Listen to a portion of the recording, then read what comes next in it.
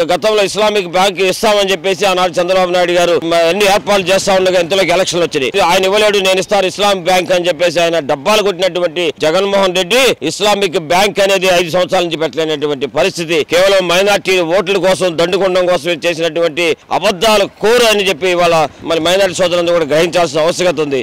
50,000 ఇచ్చినప్పుడు బాబు గారు ఏ కండిషన్ లేకుండా పేదవారికి అనేకమైన 50,000 రూపాయలు శాంక్షన్ చేశారు.